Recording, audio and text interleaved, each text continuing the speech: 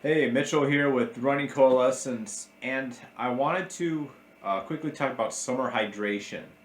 And for legal reasons, I have to say, hey, I'm not a doctor, nutritionist, or anything like that, but talk to your professional about this because the way that I have asked this question every single time, they've always agreed with me. When you're running in the summer, you're a lot more likely to get dehydrated.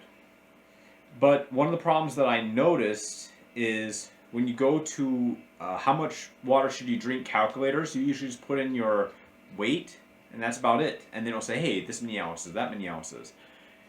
If you have a good one, it will ask, well, how much activity are you doing? But that's still not good enough for me. So, what I do, and again, not a doctor, not a professional, of anything like that, but ask them this way.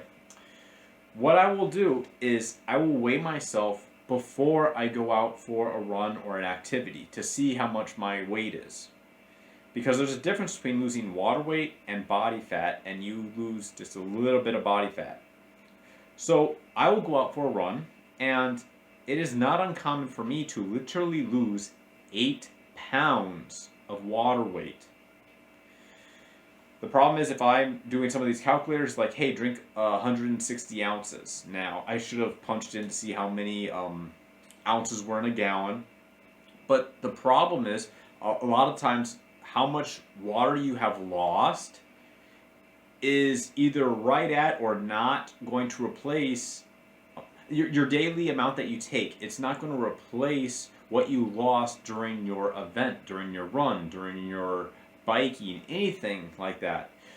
So if I lost 8 pounds of water weight, I will drink 8 pounds of water throughout the rest of the day. And then I will have what is the recommended daily hydration after that. Now, specifically, just to go again, I will weigh myself, find out how much lighter I am afterwards, drink that much in water at a minimum, and then the maintenance water needed for the rest of the day. But whenever I've run this by trainers or coaches or anything like that, they like that analogy because usually the calculators are underestimating um, for activity. And there are some good calculators that will tell you the difference between an athlete and someone that's just sitting in an office. So that's just a very simple thing to keep in mind. And there's people that will do the whole sweat thing and they think that's them losing weight. No, you're just dehydrating yourself. You're going to get dizzy. You're going to have trouble performing the next day. The next day you're going to have a hard time cooling down, cooling off. You're not going to have as much. As you get dehydrated, your blood becomes thicker. Now your heart has to physically pump harder to move the blood because it's becoming thicker and thicker and thicker. This is going to affect your recovery mode at nighttime when you're sleeping. So there's a whole bunch of negatives that will happen. And the second that you eat, if you aren't going to replenish this hydration, let's say you have a big steak, your body is going to do everything it can to retain that water in that steak to regain um, that water that you lost during your run. So thinking you're going to put on a sweatsuit and lose 5 pounds and keep it off, no, it's just water weight. The second you eat anything, a can of beans, taco, anything, your body's going to desperately start holding on to that water because it knows it's dehydrated. So that's just a very simple thing that I tell people. And okay, yes, technically you can drink too much water, but I've been running for 28, 29 years.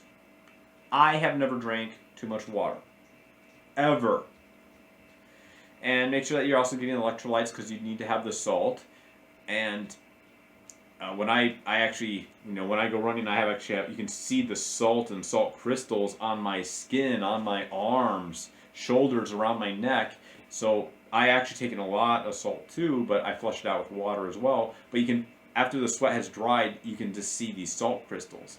But people usually don't underestimate, they underestimate how much they're actually sweating during their run going, oh, well, I didn't have that much. But then when they actually see the scale, that's the critical part. When they see the scale before and after, that's when they really start to notice that the difference is. So just keep in mind, don't mess with your recovery.